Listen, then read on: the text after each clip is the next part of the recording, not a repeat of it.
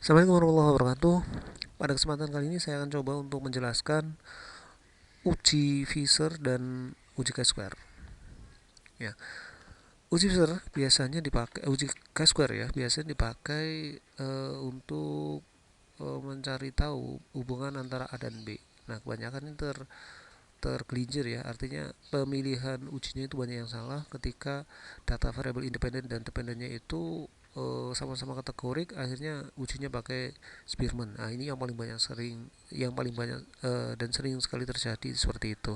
Padahal itu salah besar gitu. Yang benar adalah menggunakan uji chi-square. Baik, ini ada sebuah data di mana dalam data ini ada tingkat pengetahuan dan tingkat kecemasan. Sebagai contoh misalnya hubungan tingkat pengetahuan dan tingkat kecemasan masyarakat tentang COVID-19. Misalnya begitu. Tingkat pengetahuan kita golongkan menjadi tiga, ada kurang, kodenya satu, cukup kodenya 2, dan baik kodenya 3. Kemudian untuk tingkat kecemasan juga sama, kita golongkan menjadi tiga, ada ringan, kecemasan ringan kodenya satu, kecemasan sedang 2, kecemasan berat 3. Ya, kemudian kita buka SPSS-nya. Ya, ada variable view nya kita isi dulu nama, misalnya X dulu gitu ya. Kemudian yang kedua kita kasih nama Y, variable dependennya gitu. Desimalnya kita nolkan aja, labelnya kita isi uh, tingkat pengetahuan saya singkat TP. Untuk berikutnya ada tingkat kecemasan TK. Dan value-nya itu kita isi untuk tingkat pengetahuan satu tadi kurang, duanya itu cukup,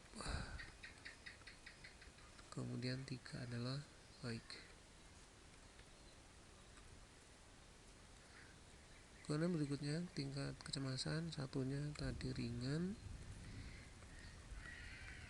yang kedua itu sedang, dan yang ketiganya adalah berat.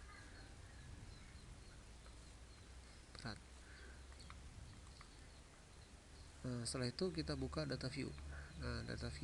Kemudian buka lagi data di Excel tadi. Setelah itu di copy. Nah, kita taruh di SPSS yang sudah kita buka tadi. Paste. Setelah itu kita analyze ya, kita klik analyze, kemudian deskriptif, kemudian cross tab. Nah, X dimasukkan ke row, Y dimasukkan ke kolom. Statistik diklik, ada chi-square di kiri atas sana. Continue lalu di OK. Nah, hasilnya adalah seperti ini. Ya. Ini hasil cross tab-nya dari uji chi-square tidak memenuhi syarat, karena syaratnya uji chi-square nilai expected count yang kurang dari 5 itu nggak boleh lebih dari 20%. Lah, ini 88,9%. Ada 8 sel yang kurang dari 5 ya. Jadi ada 1 2 3 4 5 6 7 ya. 1 2 3 4 5 6 7 ya. Ada 7 ya. Ini 7 sel. Nah, jadi langkah selanjutnya adalah, karena ini nggak mau disyarat uji chi-square, maka dilakukan penggabungan sel.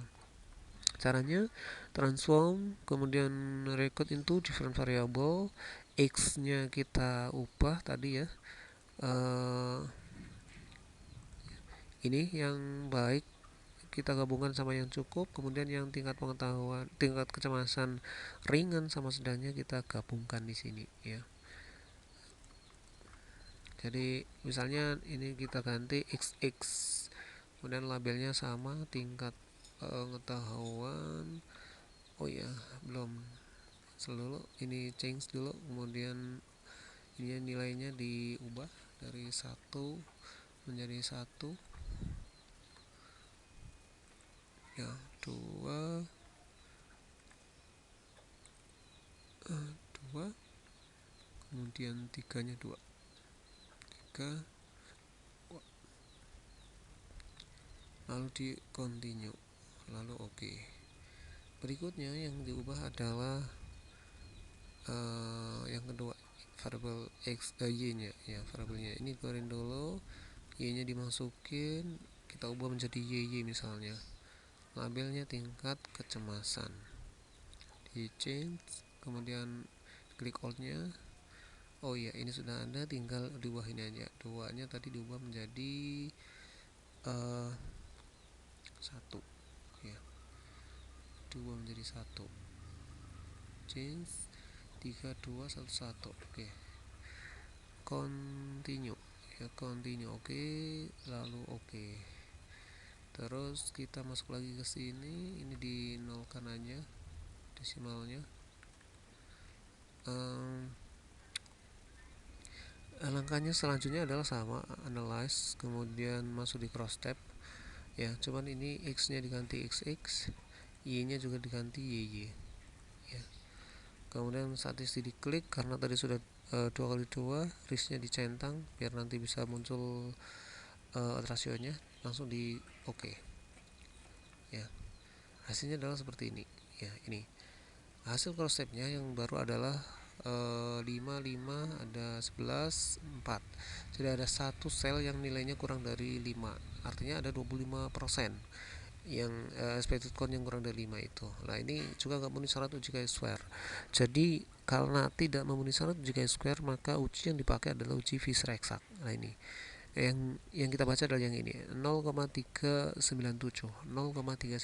ya. Itu p value nya, ya. Kemudian untuk OR nya 0,364, ini odds rasionya 0,364.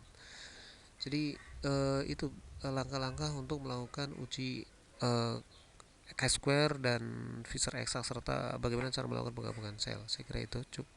Saya akhiri. Assalamualaikum warahmatullahi wabarakatuh.